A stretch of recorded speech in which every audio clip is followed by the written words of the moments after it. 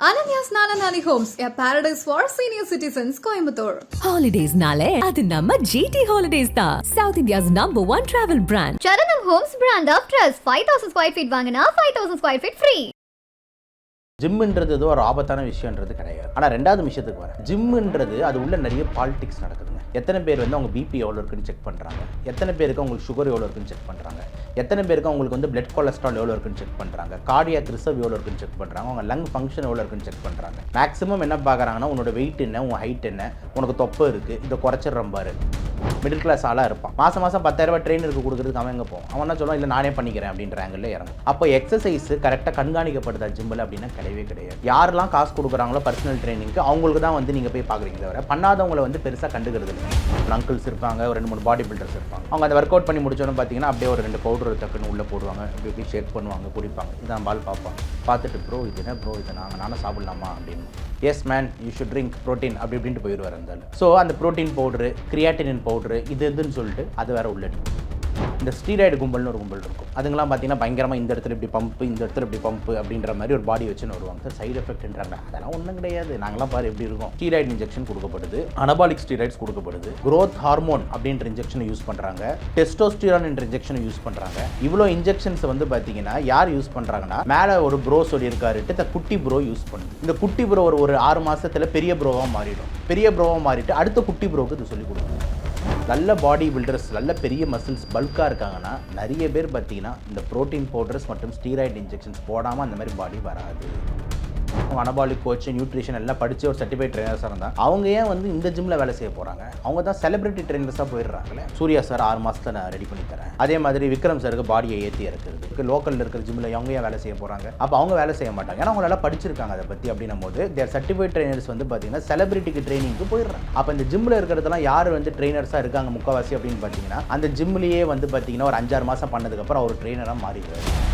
இப்போ பேர் தெரியாத ப்ரோட்டீன் பவுடர் இருக்குது. இப்போ ப்ரோட்டீன் பவுடருக்காரன் வந்து விற்பனை பண்ணுறான் அப்படின்னா நம்ம இந்த ப்ராடக்ட்டை சாப்பிட்ட உடனே ரிசல்ட் தெரிஞ்சால் தான் நம்ம ப்ராடக்ட்டை வாங்குவான்றது தான் அவனோட மார்க்கெட்டிங் ஸ்கில்லாக இருக்கும். அப்போ என்ன பண்ணுவான், அவன் ப்ரோட்டீன் மட்டும் அதில் இருக்கும். அப்போ அதில் ஸ்டீராய்டு கலக்க வாய்ப்பு இருக்குல்ல. தளபதி விஜய் எடுத்துக்கலாம். அவர் வந்து பார்த்தீங்கன்னா எந்த படத்துக்குமே அவர் பாடி ஏற்றுறேன், பயங்கரமாக மசில் காமிக்கிறேன்னு இறங்கியிருக்கவே மாட்டார். எப்பயுமே பாடியை வந்து ஸ்லிம், ஃபிட், ஸ்லீக் இவ்வளோ தான் ஒரு டார்கெட் பண்ணுவார். பிரபுதேவா சார் பாருங்கள், இவங்க எல்லாருமே ஸ்லிம், ஸ்லிக், ஃபிட் இதுதான் ஜென்ரலாக வந்துட்டு நல்ல பாடி சார். மற்றபடி மசில் போடணும் அப்படின்ற ஆசையை வந்து நிறைய பேர் வச்சுக்காதீங்க. ஏன்னா மசில் போடணும்னு ஆசைப்பட்டீங்கனாலே அடுத்து ப்ரோட்டீன் பவுடர் உள்ள வரும், அடுத்து ஸ்டீராய்டு உள்ள வரும். சேலமில் பார்த்தீங்கன்னா ஒரு ஜிம் ஓனர் வந்து ஒர்க் அவுட் பண்ணிட்டு சொல்லி உயிரை இழந்துட்டுருக்காரு. இதுக்கு முன்னாடி நிறைய பேருக்கு ஜிம்முக்கு போகிறவங்களுக்குலாம் இது தொடர்ந்து நடக்குது சார். எதனால் சார்? இல்லை, இப்போ நம்ம ரொம்ப முக்கியமாக வந்து இதில் வந்து ஃபஸ்ட்டு விஷயம் என்ன சொல்ல வரோன்னா, ஜிம்முன்றது ஏதோ ஒரு ஆபத்தான விஷயன்றது கிடையாது. ஓகேங்களா? ஜிம்முன்றது வந்து போகவே கூடாதாமே, ஜிம்மு வந்தாலே ஹார்ட் அட்டாக் ஆமே அப்படின்ற ஒரு தவறான கருத்தில் வந்து முதல்ல மக்களுக்கு போய் சேரக்கூடாதுன்றது தான் முதல் விஷயம். ஜிம்முன்றது என்னங்க, ஒரு எக்ஸசைஸ் பண்ணுறதுக்கு ஒரு இடம். அந்த காலத்தில் வந்து பார்த்திங்கன்னா வந்துட்டு எல்லாரும் வந்து கூலி தொழிலுக்கு போயிட்டு இருந்தாங்க, மூட்டை தூக்கிக்கிட்டு இருந்தாங்க, ஒரு உழைப்பாளியாக இருந்தாங்க. அப்போ அவங்களுக்கு ஜிம்மு தேவைப்படலை. அவங்க அந்த கட்டுமான வேலையில் அதெல்லாம் இருக்கும், அவங்களுக்கு அதிலே உடம்பு கட்டுமஸ்தாக இருக்கும்.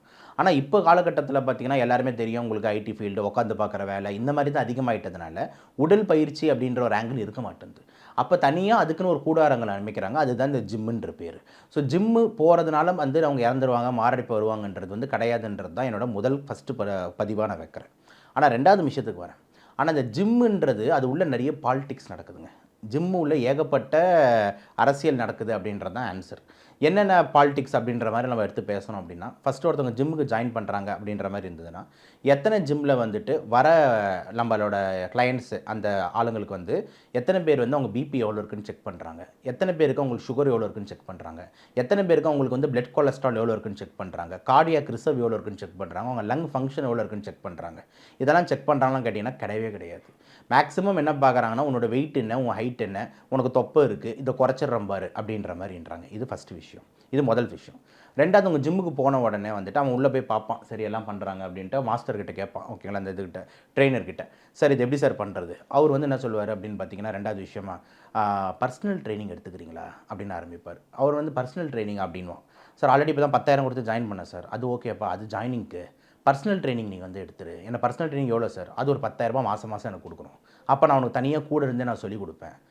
அவன் வந்து பார்த்திங்கன்னா அவன் வந்து ஒரு மிடில் கிளாஸ் ஆளாக இருப்பான். அவன் இருக்கிற காசை வந்து ஜிம்மில் போய் சேர்ந்துருக்கான். மாதம் 10,000 ட்ரெயினருக்கு கொடுக்குறதுக்கு அவன் எங்கே போவான்? அவன் என்ன சொல்லுவான், இல்லை நானே பண்ணிக்கிறேன் அப்படின்ற ஆங்கிளில் இறங்கும்.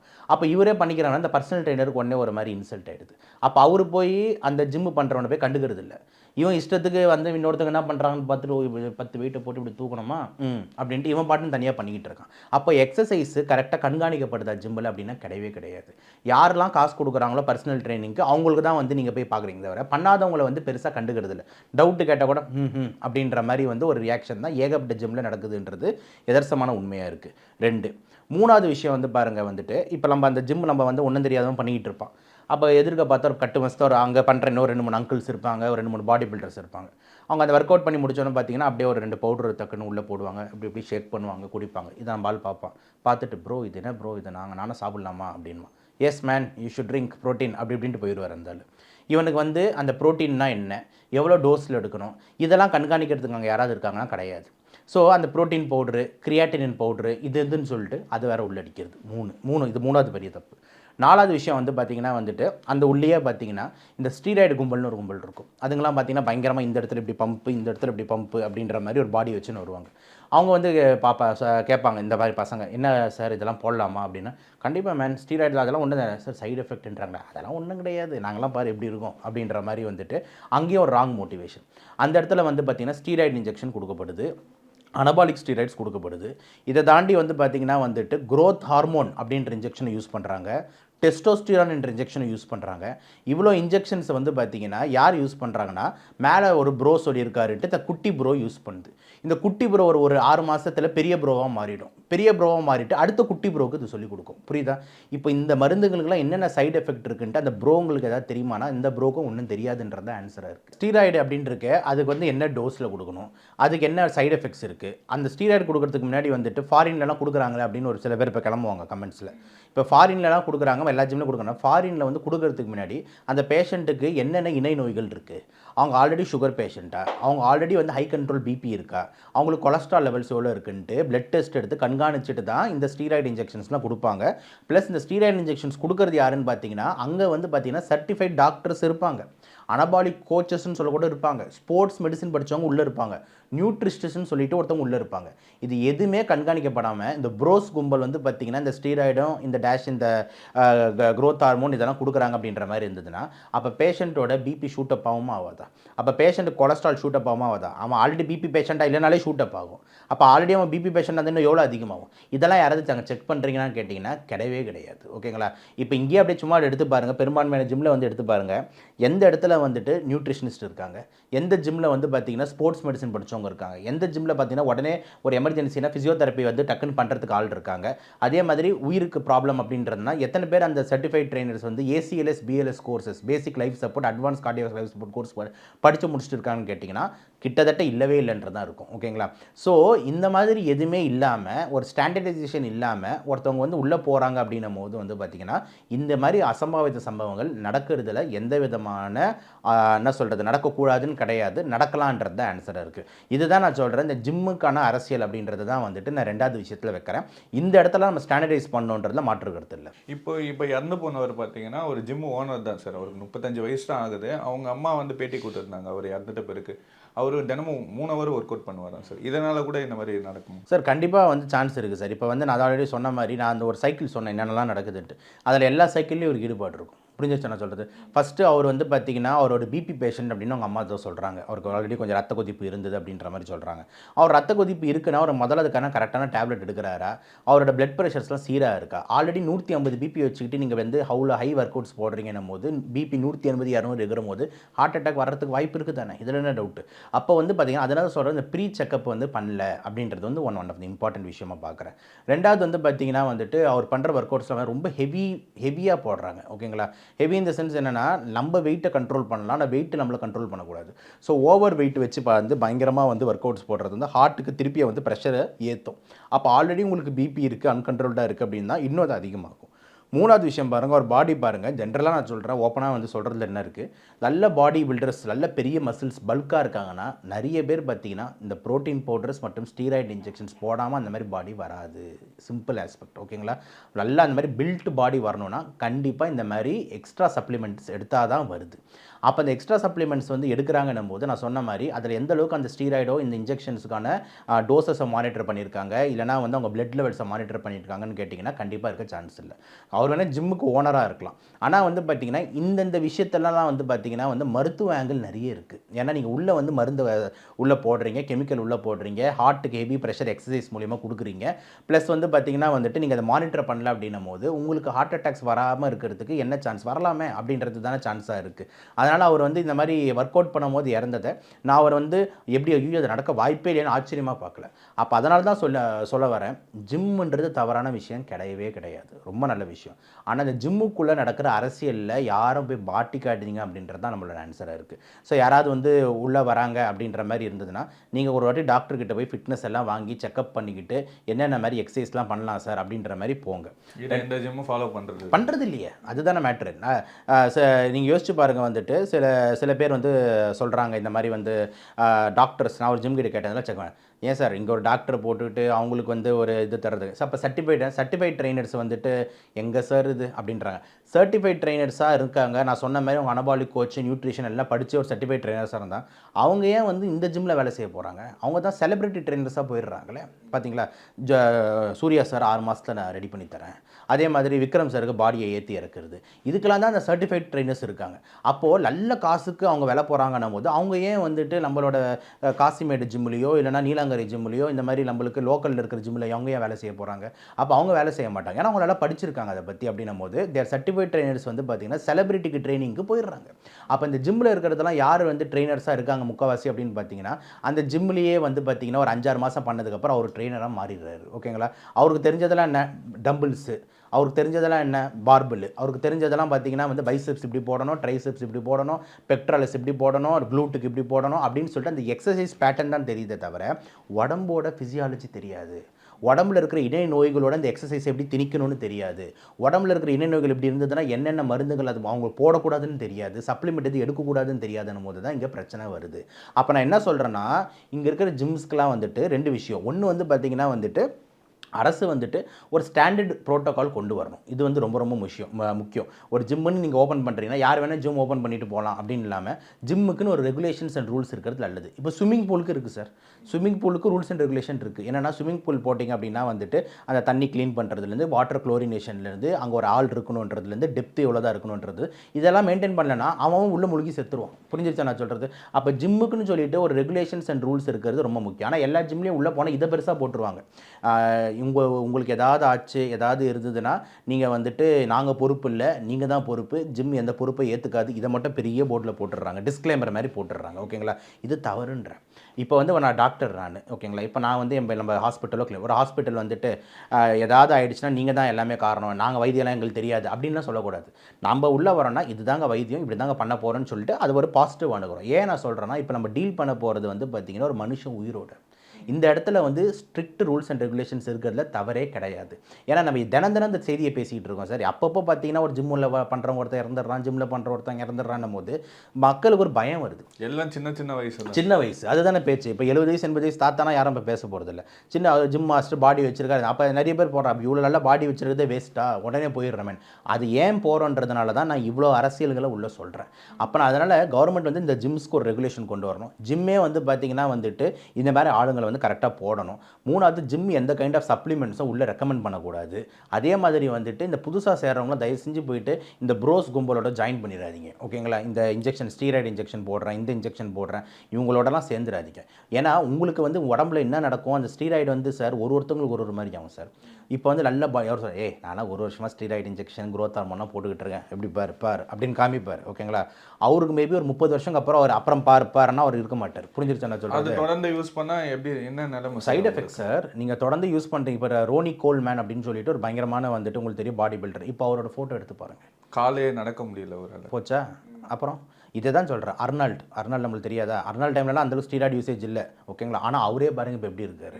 ஸோ நான் என்ன சொல்கிறேன்னா, நம்ம ஊர் மொட்டை ராஜேந்திரன் சார் அந்த காலத்துலேருந்தே வந்து ஒரு ஒல்லியாக தான் இருந்தார், அவர் எப்படி கட்டுமஸ்தாக இருக்கார் பாருங்கள்.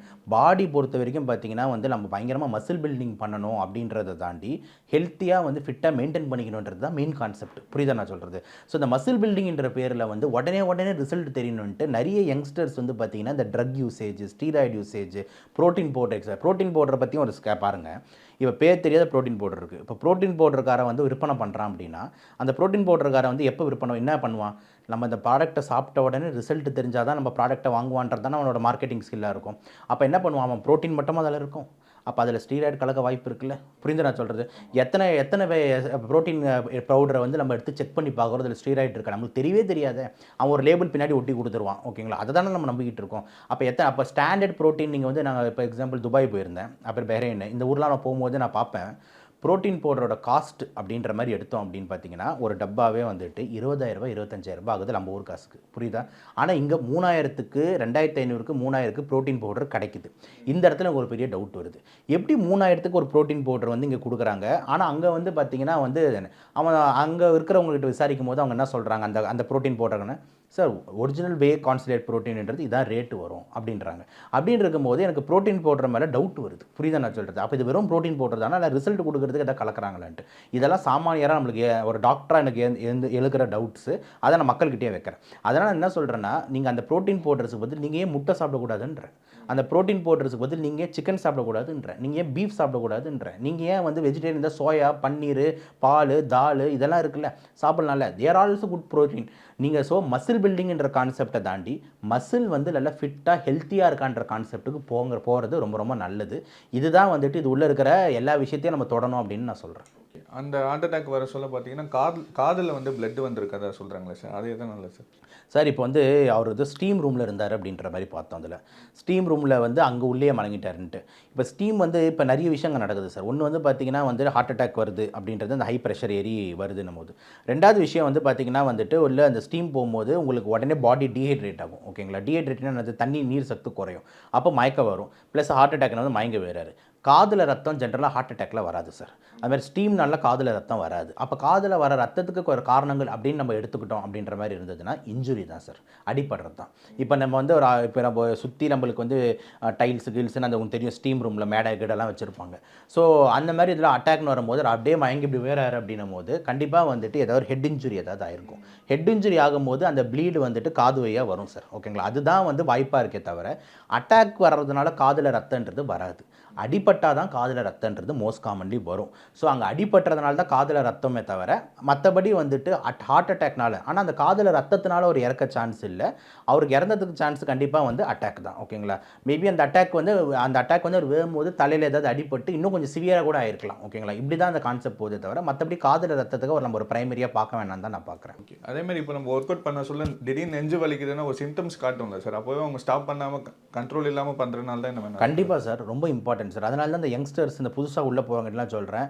மற்றவங்க என்ன பண்ணுறாங்கன்னு பார்த்து நீங்கள் காப்பி அடிக்காதீங்க. நம்ம தூண்டுற மாதிரி எதிர்க்க ஒருத்தர் நம்ம வந்து 2 கிலோ டம்பிள் எடுப்போம். நம்மளை தூண்டுற மாதிரியே பக்கத்தில் ஒருத்தர் வந்து 10 கிலோ டம்பிள் எடுப்பான். இன்னொருத்தர் பயங்கரமாக 15 கிலோ எடுப்பார். நம்ம 2 கிலோ பட் நக்கலாக சிரிப்பார் அப்படின்வார். ஓகேங்களா? நம்மளுக்கு ஒரு மாதிரி என்னடா அது ரொம்ப கம்மியாக எடுத்துகிட்டு போல இருக்குது, இந்த 2 வச்சு 7 எடுப்போம். புரிஞ்சிருச்சா? அப்போது அவர் வந்து அவரோட பாடி கெப்பாசிட்டி அவர் கிட்டத்தட்ட 5 வருஷமாக பண்ணிட்டு இருப்பார். அவருக்கு வந்து அந்த மசில் அடாப்ட் ஆகி அவருக்கு வந்து அந்த 15 கிலோ டம்பிள் அவரால் போட முடியுது. புரியுதுங்களா? எடுத்தோடனே நான் 15 கிலோ போடுறேன் அப்படின்ற மாதிரி இருந்ததுன்னா அந்த வடிவேல் சார் இப்போ விட்றா அப்படின்ற மாதிரி தான் ஆகிடும். புரிஞ்சிருச்சா? அப்போ வந்து நீங்கள் ஸ்டெப்பாக தான் வந்து உங்களோட வெயிட்ஸை ஏற்றணுமே தவிர டக்குன்னு ஏற்றக்கூடாது. டக்குன்ட்டு நீங்கள் வெயிட்டை ஏற்றுறீங்கன்னா உங்கள் மசிலுக்கும் இன்ஜுரி, மசில் மட்டுமா சார் இன்ஜுரி ஆகுது. நீங்கள் அந்த வெயிட்ஸ் போடும்போது உங்கள் ஹார்ட்டும் சேர்த்து துடிக்கும் சார். புரியுதா? ஏன்னா நீங்கள் திடீர்னு நீங்கள் இவ்வளோ ப்ரெஷர் அங்கே தேவைப்படுதுன்னா ஹார்ட் டக்குன்ட்டு அதுக்கு ஏற்ற மாதிரி பம்ப் பண்ணி பிளட் அனுப்பணும். அப்போ இணை நோய்கள், ஸ்டீராய்டு இதெல்லாம் இருந்ததுன்னா அப்போ இன்னும் பாதிப்பு தானே. அதனால தான் நான் சொல்கிறேன், இந்த எல்லா ஆங்கிள்லையும் இந்த கனெக்டட்ன்றதுனால தான் ஜிம்ஸுக்கு ஸ்ட்ரிக்டாக ரூல்ஸ் அண்ட் ரெகுலேஷன்ஸ் கொண்டு வரணும் அப்படின்றது இதுவாக இருக்குது. ஏன்னா இப்போ எல்லாருக்கும் ஒரு கல்ச்சர் ஆகிடுச்சு, ஜிம்முக்கு போகணும், பாடி வச்சுக்கணும், இந்த மாதிரி ஒரு இம்ப்ரெசிவாக இருக்கணும் அப்படின்ற மாதிரி இந்த சோஷியல் இதெல்லாம் ஆண்டெல்லாம் வந்ததுக்கப்புறம் எல்லாருக்கும் ஒரு இதுவாகிடுச்சு. அப்படின்னும் போது கொஞ்சம் கேர்ஃபுல்லாக செயல்படுங்க அப்படின்றது தான் பார்க்குறேன். இதுக்கு நல்ல உதாரணம் வந்து பார்த்திங்கன்னா வந்துட்டு நீங்கள் தளபதி விஜய் எடுத்துக்கலாம். அவர் வந்து பார்த்திங்கன்னா எந்த படத்துக்குமே அவர் பாடி ஏற்றுறேன், பயங்கரமாக மசில் காமிக்கிறேன்னு இறங்கியிருக்கவே மாட்டார். எப்போயுமே பாடியை வந்து ஸ்லிம், ஃபிட், ஸ்லிக் இவ்வளோ தான் ஒரு டார்கெட் பண்ணுவார். பிரபுதேவா சார் பாருங்கள், இவங்க எல்லாருமே ஸ்லிம், ஸ்லிக், ஃபிட் இதுதான் ஜென்ரலாக வந்துட்டு நல்ல பாடி சார். மற்றபடி மசில் போடணும் அப்படின்ற ஆசையை வந்து நிறைய பேர் வச்சுக்காதீங்க. ஏன்னா மசில் போடணும்னு ஆசைப்பட்டீங்கனாலே அடுத்து ப்ரோட்டீன் பவுடர் உள்ளே வரும், அடுத்து ஸ்டீராய்டு உள்ளே வரும், எல்லாம் லைனாக உள்ளே வந்து தான் தீரும். ஓகேங்களா? ஸோ இந்த ஆங்கிளில் நம்ம போகணும்னு நினைக்கிறேன்.